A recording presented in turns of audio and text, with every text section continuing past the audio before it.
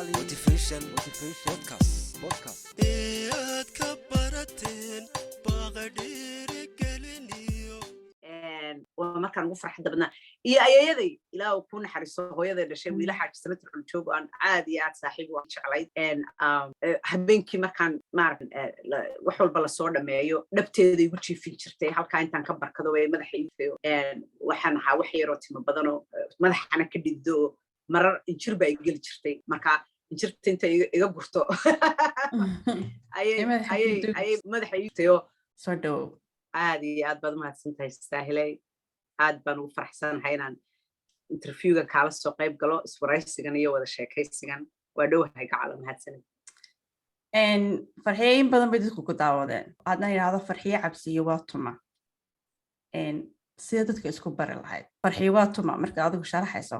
farxiye cabsiye waa qof waa shaqsi xor ah hal kelmad haddaan kusoo koobi lahaa taasaan kusoo koobi lahaa xor waxaan ahay qof someone waxaan odhan karaa had iyo jeer ku dadaala inuu maskaxda ka xoroobo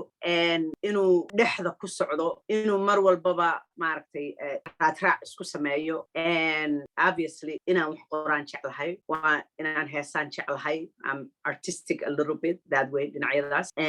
I don't mean to blow my own horns inaan isyara cajabiyana dooni maayo laakiin waxaan jeclahay inaan ku yara daro intaa waxaan jeclahay inaan aad baan I like to think of myself as a thinker inaan fikiro aad iyo aad baan jeclo aan wax baandheeyo oo qeexo oo dhinacyo badan ka eego oo xataa hadday my own interest ama waxa aan doonayo ama sida aan jeclahay ay kasoo horjeesanayaan ma jecli inaan ka boqo inaan wajahan intaan interviewga bilaabay su-aal baan ku weydiinayaa su-aashaas waxa weeyaan waktigii dhoweeda hargeysa tagtay waxaa jirtay mawduuca ama kelmadaad dabeetana kelmadaas dad aad u fara badan way kula qabeen saad u arkayso waa dad aad u fara badan waxa laga yaaba inaanay adiga waxbaba kaa weydiinin oo fatxiyay maxaad uga jeeday iyo sidaad uga jeeday toonaan su-aasha exactly intaanad ka jawaabin waxaa kalon sii hordhigaya farxiya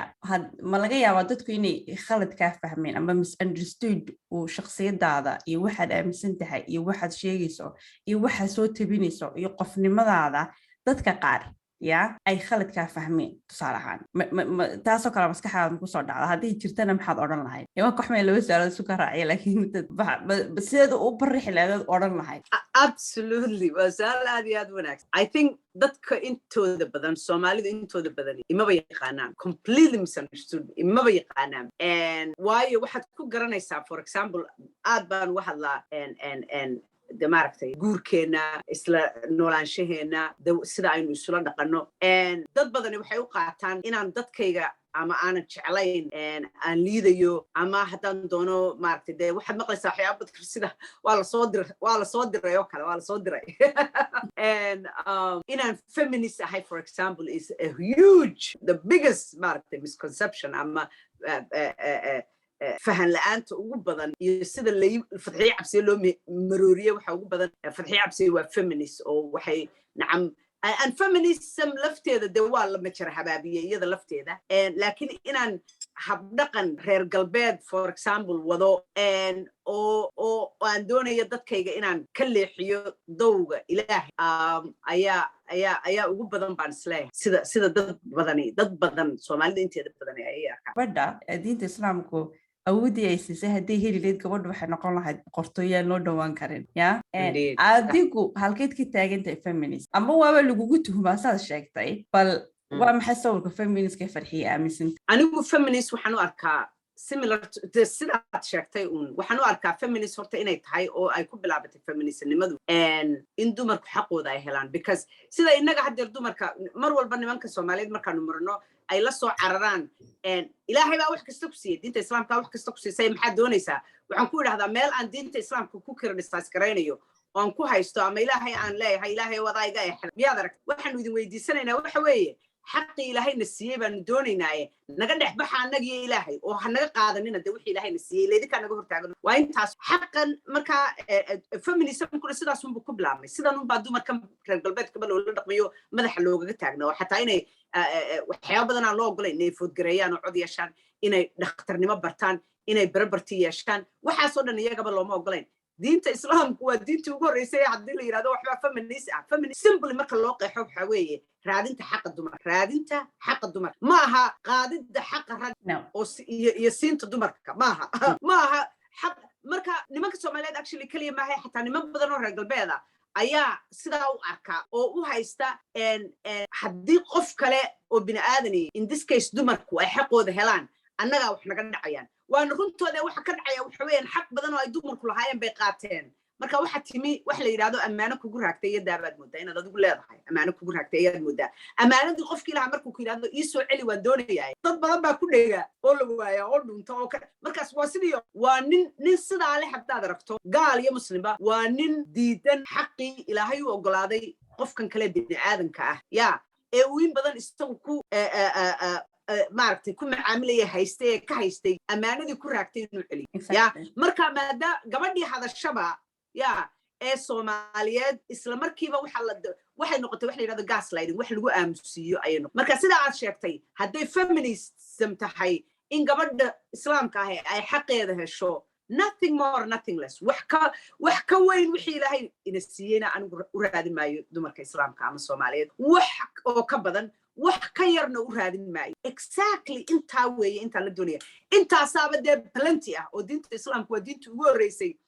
dumarka xaqooda iyadoo property iyadoo nolosha lagu aasay bay yaa oo xoreysay ma garad haddaad maanta nin Soomaaliyeed weyd diinta islaamku way kugu soo carreen diinta islaamka wax kasta ku siisay haddaad tiraahdo way ii sheeg diinta islaamka waxay siisay badankoodu garan maayaan istaa haddaad tiraahdo ii sharax ma garan karaan way maqleen waxay maqleen bay dadana repeat gareynayaan marka waxa weeyaan waa insecurity ku jirta ama kalsooni la'aan ninkan ku jirta sidaa u hadlaya haddii qof bini'aadan oo kale xaqiisa helo in isaga wax ka dhacaya waana dhibaatada ugu badan ee dadka daciifka ah ee aan kalsoonida isku qabin haysata waa the same way qabiilo dhan oo la yaso oo la haybsoco oo la baabiyo dad bay ka go'an tahay inay maalin walba caayaan oo ceebeeyaan oo xagxagtaan oo liidaan because sida kaliya ay ku dareemi karaan inay dad jira oo bini'aadan oo sharaf iyo milgala yihiin waa iyagoo qof kale hoos u dhiga bal imagine marka hadday tahay feminism sida aad sheegtay raadinta xaqa gabadha islaamka ah xaqi ilaahay nothing more then hadday tahay yes feminist fan haddii si ay tahay ragga ha laga takhaluso ragga ha la naco ragga ha laga fogaado dumarku iyagu waxay isu doonteen then me exactly taamicneed waxa weeyaan hadda gabadh aaminsan xuquuqda islaamiga ee gabadha ilaahay siiyey diinteena macaani siisay oo marka amba magaci la doono loo bixiyo ama feminist loo bixiyo amba whatever loo bixiyo waaya taariikhdaasaan kaga gudbay arrinta guurkaad ka dhawaajisay in badanna iyo mataqaana cunsurinimada ka dhex jirta inaga haddaynahay dadkeenaba Soomaalida marka laga yimaado dadyoga kale in badanna waad ka hadasho dadka la haybsooco gaar ahaan qabiilka gabooyaha buuggaagana waxaan u ballaynayaa weli maan akhriyin laakiin inuu sheekada ka hadlaya ay tahay horena mawduucaas in badan baad ka hadasho waqtiyo 10 sano ka hor haddana khaldanay waxaad u malaynaysaa inay tahay sababta kugu dhiirigelisay inaad ka hadasho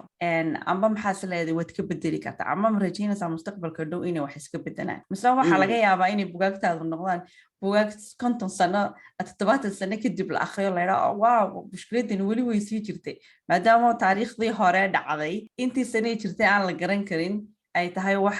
afka taariikh mataqaana oral history hay afka lagu soo gudbinay ma la oran karo buugaagu in wax bedelo way dhici kartaa laakiin haddana wuxuu noqon karaa wax la yiraahdo waaw bal xilliga wax laga qoray welina way jirtaa waa maxay rajada ka qabtaa maxaa kugu dhigay horta definitely dhaxalgal absolutely inay dhaxalkayga ka mid noqoto haddaan xagga ugu dambeeya kaga soo bilaabo way tahay oo waa dhaxalka way hadeer aad dadku xuma akhriyaan walow ay jiraan dhalinyaro badan oo bilowday hadeerna aad bugaagta u akhriyaan oo dhulkii haddaad tagto dhalinyaradu ay aad jecel yihiin xataa buug inay la lugeeyaan oo gacanta ku sitaan waana wax aad iyo aad loogu farxo iminkana English baan u turjumayaa buuggaas haddii ilaahay idanka ka dhigo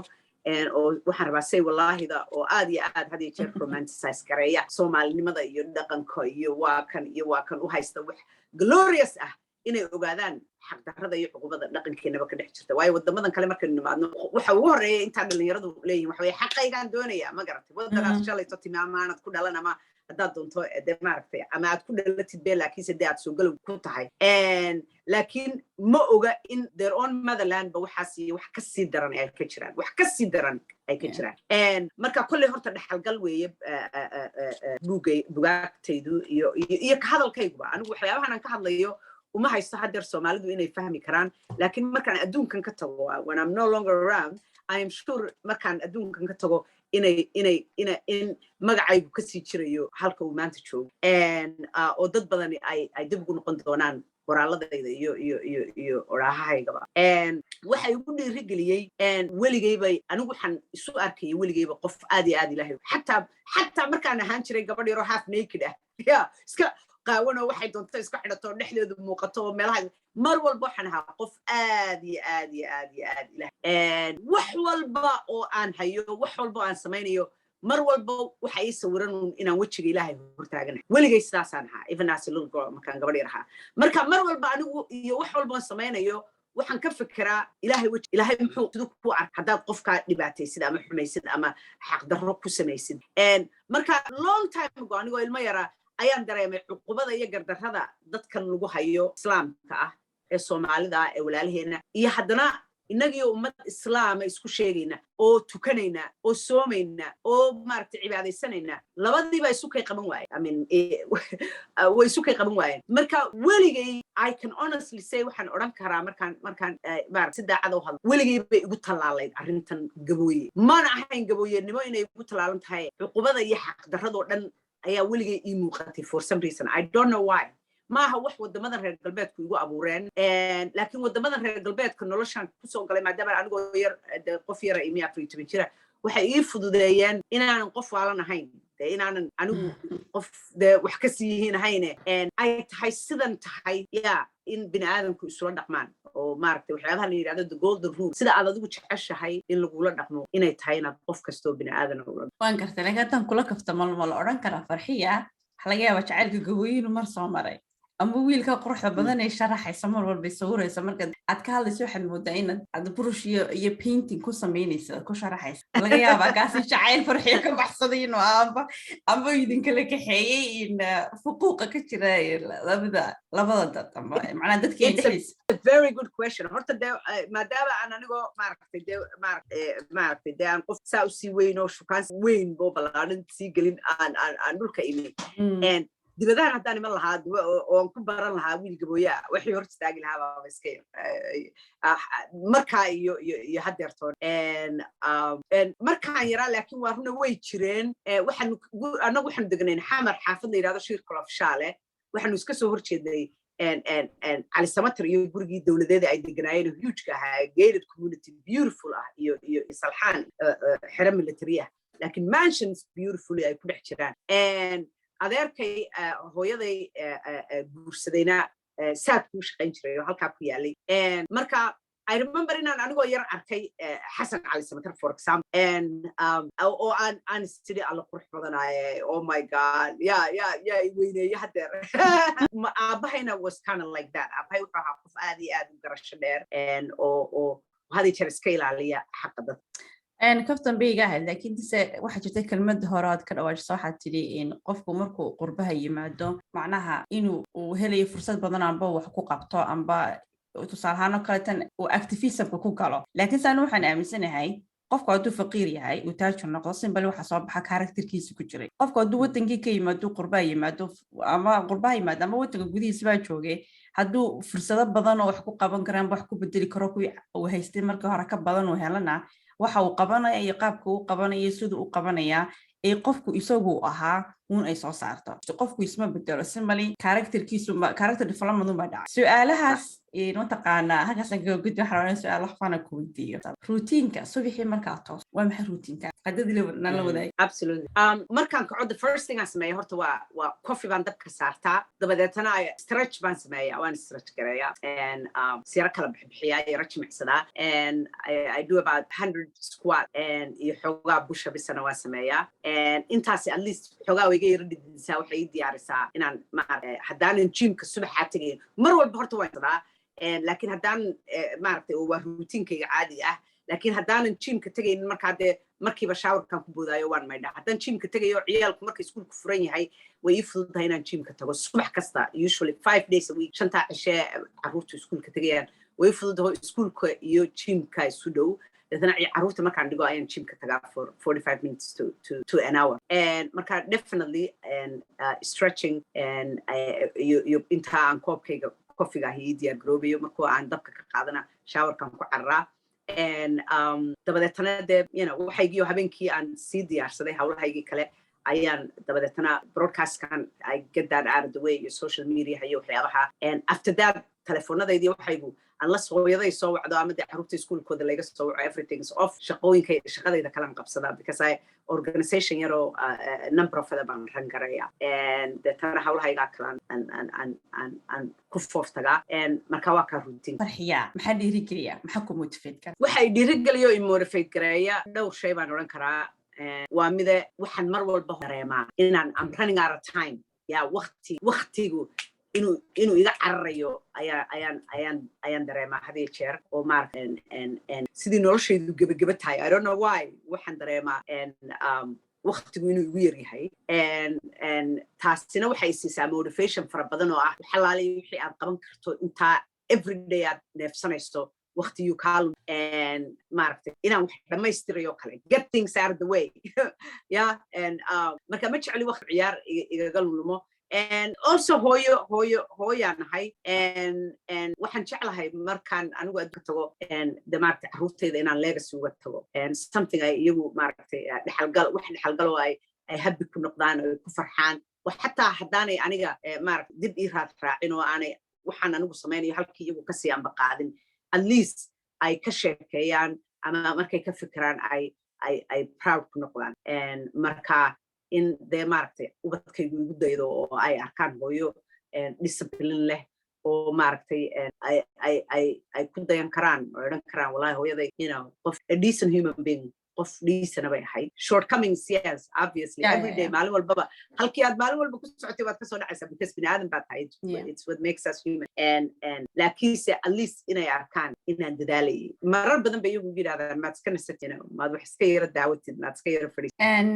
waxaad maqlaysaa guul qofkaas guusha marka la maqlo waxa laga yaaba qofka inuu maskaxdiisa kusoo dhacdo lacag fara guryo waaweyn gawaadho waaweyn guusha haddaad istiraado sharax waa maxay guush goormuu qofku guulaystay tusaale ahaan anigu waxaan aaminsanahay ambaan isodhan lahaa waad guulaysata ama guul dareemaa marka hawshii italian qabsaday wax mataqaanaa dhibaato oo markaa dhacaya aynay jirin happy aan ahay wax xumaan aanan qof u geysanin mataqaana barkimada markaas hadaad jiifsato inaad peaceful dareemayso ood peace tahay oo awlaadaadii adig iyo shaqadii mataqaana necessarygaheeda kuu talaad qabatay mustaqbalkaagii aad qorshaysay wixii aad ka gaari karaysa aad ka gaadhay mataqaana qof anad tusaale ahaan oo kale waxa amba depression amba anxiety labada waxa keeno waa wixii tegey inaad ku dhibayaan iyo waxa soo socdaan kasii baqanayso waxa soo socda ilaahay ku dayso wixii tegey waxaad ka qabanaysaa aad ka qabato dabeetana aad peace dareento oo aanad gabti ku noolaan cid kale ku xadgudbin naftaada laftigeeda aanad ku xadgudbin marka ani guul haddaad igu odhan leh sharax macnaha peaceful kusoo toosto ku seexato ayaan u arkaa waa maxay guul haddaad istiraada sharax sad u aragtaa guusha sidaad u sharaxdayna waa absolutely si wanaagsan haddaan soo koobo waxaan odhan lahaa inaan diyaar u ahay inaan any minute tegayo oo aanan odhanayn haddii maanta lagu yidhahdo you have a terminal illness oo maaragtay waqti badan ma haysatid aanan wax badan qooma ma ah hadday tahay inaan cid dhibaateeyey hadday tahay inaan maaragtay xumaan iyo gudub ka shaqeeyey hadday tahay in maaragtay aanan dee maaragtay deymo badan iyo wax laygu leeyaho jiidanaya maaragtay oo aan ka welwelayo sidaad u take care garaysaa sidaad isaga furfutaa aanay jirin inaan diyaar u ahay anytime laygu yidhaahdo iminkaad dhaqaaqaysaa inaan diyaar hayo shandadaydii aakhiro iyo xirxiran I think successka ugu wanaagsan anigu akaa taas waxa soo gelaya waxyaabo badan baa inaad biilashaadii iska bixin inaad sadaqa la bixi kartid oo maaragtay aanad ka welwelayn xaggaad biilkaagii ka keenaysaa ma garatay berrito will you be able to inaad tolo berrito bisha koodeedii weeye biilashaadii ma bixin karaysaa dadkii aad caawidaysay tolo wixii kaa go-ayay ma u helaysaa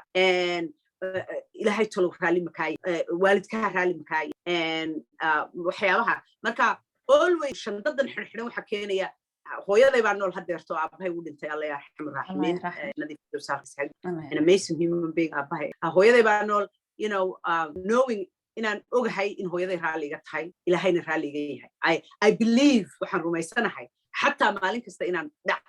oo aan kacaakufayo oo mistakes gelayo oo aan dambaabayo still habeenkii waxaan ku seexdaa anigoo isle ilaahay raalli buu ka tahay I don't think guulka weyni taas horta waxaa sharaxday guushii aakhiro iyo guushii adduunya wada socda nabigu calayhi salaatu wasalaam wuxuu adduunyada waxaad ugu noolaataa sidii aad maanta ka tegay aakhiro waxaad ugu shaqaystaa sidii adduunyada maanta ka tegayso adduunyada waxaad ugu noolaataa sidii weligaa allaha ku noolaanaysay marka waxaa sharaxday guushii aakhiro iyo guushii adduunyada oo isku jirta haddii aan yar ku celiyo weligay maan ahayn material person mayhi I have a very simple life mayhi dadka maaragtay ima imbaras gareeyaan gaari qaaliya iyo guri weyn iyo hawlaha I feel like waxaan u arkaa dunidan dee inaan sodcaal ahay sodcaal markaad tahayna maxaad qaadataa wax yaroo dee aad u baahan tahay ood ku survive garoobi marka waxa kaloo dhan culays baan u arkaa so I travel very light because adduunkan waa socdaal yani waxa weeyaan waa siyaasadaada iyo aad u wanaagsan oo xagga alle iyo xagga adduunyada labadaba waxtar fara badan kale waxaad arkaysaa ambaan ogna intaas oo tobanaan ah oo dadka caanka ama dadka lacagta leh ama dadka milyaneerka adduunka inay isdirdalaan amba isdilaan guryahooda dhexdooda isku dilaan taa micneheedu waxa weeyaan materialka qofku waxa laga yaabaa dadku markay ku arkaan in guryaha iyo gawaadhida iyo waxyaabaha materialka uu qofku gacanta ku hayo in loo arko inuu qofkaasi guulaystay uu heer gaadhay wax fara badan haysto laakiin guusha runtii waxa weeyaan adiga barkimadaaduna inaan kala xanaaqsanayn oo aanad alla mataqaana dhanka alle iyo dhanka dadkaba ay lagaa nabad galaan adiguna waxalaali waxaad ka warwaraysaa aanay jirin taasaad nolol qurux badan ku noolaanaysaa oo happiness helaysaa iyo mataqaana iyo nabadgelyo ruuxdaada ah laftigeedaba su-aal kale haddii aan u gudbo saddex qof amba laba qof amba qofba laakiin oo amba soomaali ha ahaadaan amba soomaali ama aan soomaali ahayn doesn't matter oo adiga naftaada raad ku yeeshay amba mataqaana ku dhiirigeliya amba ku dayasho mudan si uu noloshaada u raad ma jira ciidaasay ka badan yihiin dad gaal iyo muslimba iyo soomaaliba dad badan oo waxaa jira imoodhafayd gareeyey iyo maaragtay hididiye geliyey ibaritaaray markaan u baahnaa maaragtay abaal aad iyo aad honestly xataa ma tirin karo gaal iyo muslimba maba tirin karaba marka cuqubay noqonaysaa haddaan dhahdo keliya dadkaas oo dhan qof famous kuma jiro waa ordinary folks dad caadi oo marka my goodness anigu waxaan ahay dad qof isleh mar walba humanity wanaagooda dadka biniaadanka wanaagooda oo wax xunba inta badan lamaba kulmaba everyday ummadiisaasaa ilaahay ii wada sakiray anigoo yar baan waddankanima waxba haysan oo cidna garanay ilaahay cid walba ayuu ii sakiray oo albaabadii ummadoo dhan furay waana waxyaabaha ay jeclaysiiyey biniaadanimada iyo dadka biniaadankaa had iyo jeer mar walba dadka wanaagooda ay muuqdo oo aan raadiya marka ma soo koobi karo run ahaanta dadka influenceka igu yeeshay waayo dad famousa maaha haddaan si hal qof kusoo koobo aabahay ilaahu jannada aabahay wuxuu ahaa qof aad iyo aad iyo aad hambal u ah oo dadkoo dhan jecel yihiin oo aad iyo aad u reerabti jecel waxyaabahaan ka keenay reerabtigii aad iyo aad u jecel iska hambal ah simbol ah laakiin mar walba jecel xaqa inuu barbar istaago aan cidna dan u joojin cidna u joojin ummadda ilaahayna ka nabad marka aabahay probably would be the most famous person because anaa lay garanaya dad badan oo dee anigay garanayaan aabaha waa run mar walba qofka ugu caansan iyo qofka ugu qiimo badanba maadaama waalidka yahay weeyaan allah ha u naxariisto qabriga ha u nuuro farxiya inkastoo weli dayska 20 jir tahay farxiya 20 sano kahor baa deeninaan ama waqtiga dhalinyarada hayd nolosha qofku samaysmays inaad weli jaan sidii waxba kaa lumi aad weynaatay aad taagan tahay waddo kastoo isgoyso nolosha wax kaa bedelinanba wax ku yeeli lahaydba sometime haddii maalintaas talo lagu siin lahaa specific taladaasi maxay noqon lahayd dad maanta ogaan lahayd waxaas oo kale maalintaas tusaale kama socod maalinta farxiya 20 jir ahay ama 19 haddii farxiyo ogaan lahayd shay maalintaas shaygaas muxuu ahaan lahaa nolosheeda wax ka bedeli maxaase noloshaada iska bedeli lahaa directionkeebay qaadan lahayd ka duwan kan maanta qaada su'aal aad iyo aad samir lahow because wax badan baan ka cararay waxaa weligeyba ii fududayd inaan cararo xidhiidho fiican baan ka cararay dad doonayay inay kor ii qaadaan oo maaragtay wanaajiyaan oo indirect gareeyaan ayaan ka cararay taladoodii ka cararay in yar haddaan yara samir lahaan lahaa waxyaabaha igu yar patience wuu igu yar yahay that's my challenge and welina wuu yahay I try haddeen intaan weynaaday lakin haddaan dib u noqon lahaa cagtaan yara dhigi lahaa waan yara kaadsan lahaa in terms of nacam hadday tahay xidhiidh hadday tahay dad doonayay inay maaragtay waxyaaba badan oo layla rabo laygaga wanaagsanaa oo laygaga waaya aragsanaa inaan talooyinkaa qaato samir waxa weeyaan jawaabaan kaa filiyay maa laakiin waa jawaabaan hubo in dad badan oo ina dhegeysanaya iyo aniga iyo qof kastaaba uu madaxa hoosta kor wuxuu leeyahay yes samirka haddii la wada qaadan lahaa ma leeyahay waxyaaba fara badan laakiin ilaahay baa og wixii khayr ku farxiyaa maxaa dad ka fikirto caruurnimadaada waa maxay xusuus waqtigaad yareed dhacday oo maskaxdaada marka xasuutaad dhoola cadayso oo mataqaana aad ka hesho amba your favorite ah when I was growing up markaan dhulkii joogay xusuusta aad iyo aad igu soo noqnoqota waxa weeye laba xusood mid waxa weeyaan marka roobku da'o banaanka ciyaalku cararaane ay manjaroorka hoostiisa istaagaan ee biyaha isu dhigaan I love xusuusta I absolutely adore that haddaan layla yaabayn hadda lahaa wadamadan and marka taas aad baan u jeclaa qoyaanka iyo roobka iyo naxariista aad weligeyba waa sababaha aan siyaara jeclahay halkan aan deganay because roobkaan ugu badan and although haddeer wax walba isbedelaan global warmingkii wax badan u bedelo roobkii naga soo yaraaday and waa markaan ugu farxadda badnaa iyo ayayaday ilaa uu ku naxariiso hooyaday dhashay wiila xaaji sanatar xuljoog aan aad iyo aad saaxiib waan jeclayd and habeenkii markaan wax walba lasoo dhameeyo dhabteeda igu jiifin jirtay halkaa intaan ka barkado way madaxa iifayo waxaan ahaa wax yaroo timo badanoo madaxana ka dhiddo marar injir baa iga geli jirtay marka injirta inta iga gurto ayay madaxa iitayo had iyo jeerna sheekooyin bay iga sheegayo gabayo waxay ahayd qof aad iyo aad u marka labadaaba aad laba xasuusado mawduuca labadan rabay inaan kaala hadlo waxa weeye mawduuca domestic abuse iyo mental health-ka oo bulshadeena inta badan aan mataqaana aad muddo xoogaa weli inuu taabuu ka yahay ama dadku ay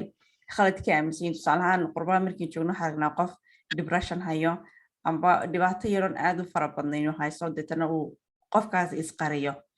amba layidhaha way waalantay way isku dhex buuqday kiniinkii waalidii qaadataa macnaa waxyaaba fara badan intaynaan domestic abuse-ka u tegin isaga bal mental health-ka ka waran iyo dadkeenu sidii u arkaan iyo xanuunada maskaxda amba ku yimaado qofka caafimaad qabkiisa fayadhowrka maskaxdiisa walaala horta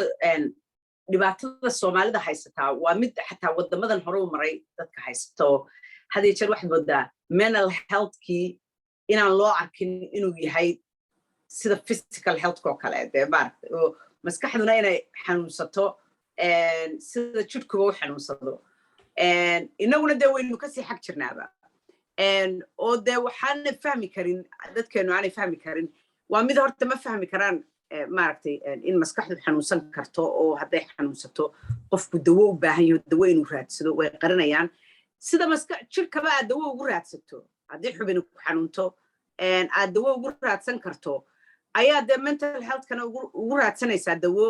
oo sidaa kanba haddaad lagugu talagalay inaad ka bugsato ayaad kana uga bugsan kartaa haddii uu kale uu yahay aanad ka bugsanayninna ile mental healthkiiba level kala leh sida xanuunada jidhka ku dhaca isagiiba level kala leh sida jidhkaba xanuunada qaar hadday ku dhacaan sida sonkortoo kale sida maaragtay high blood pressureko kale aad ula noolaan kartay haddana u manage garayn karto ayaa kan dhaawaca maskaxda ku yimaadana ama xanuunka maskaxda ku yimaadana dee loo manage garayn karaa oo loola noolaan karaa oo qofku nolol caadiya uu u samaysan karaayo productive oo qurux badan oo wax ku ool ah inagu waxa weeyaan iska daa haddii beri dhakhtarka lagu dhigaya oo maaragtay xanuun maskaxiyana lagu dhigaya haddii beri la arkay adigoo isla hadlaya weligaa shaabadaasi way kugu olaysaa alla way waalan tahay wuu waalan yahay baa lagu odhanaya qofkaasi oo xagga qofku waa qof iska caadiye beri baa la arkay beri hore uu ka dhigay laakiin marka de qofku miyaanu bugsan karin isla hadalkuna horta innagaaba dadka waalan farxiyood aad iyo aad baan kaaga mahad celinaya waqtigaaga haddii soo gabagabeeyo hadii jeraale dhammaanba inta badan markaan martidayda aan dhamayno interviewga waxaan idhahdaa maxaa jeclaan adigu aniga i weydiisid marka dad su-aalaad jeceshaan adiga i weydiiso iyo 2 iyo 3 iyo 4 fadal maxaan ku weydiin well I guess maxaa kugu kalifay inaad aad podcastkan create garaysid podcastka waxa igu kalifay ambaba igu kalifay aan odhanine waxa igu dhaliyey fikirka igu dhaliyay oo ah markaad wax akhriyayso amba wax dhegeysanayso dhammaan Soomaalida warbaahintoodu ma jirin wax aan amba siyaasad amba entertainment fun amba hees ka hadlahayn oo u dhaxeeya mu jirin oo ka hadlaya mataqaanaa sabixi marka soo tooso waxaasaan qabtaa waxaasaan aniga dhiirigeliya depression kuwa sidaas in qofka la abuse gareeyo way jirtaa gabadhu wuu ku dhici karaa ninka wuu ku dhici karaa macnaha waxa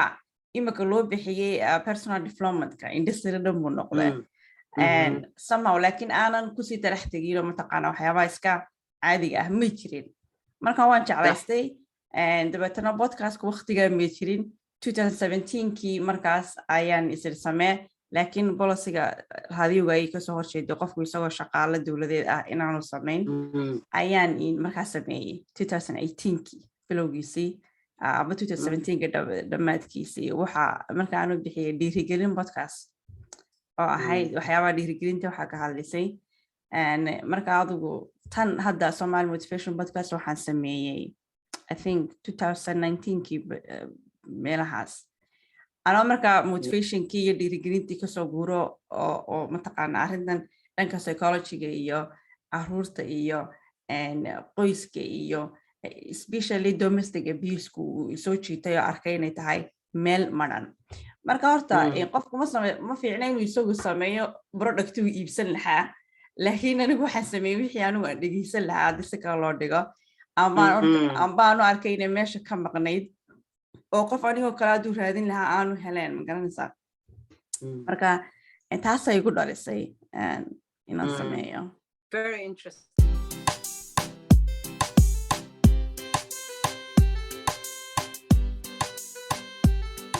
Somali motivation podcast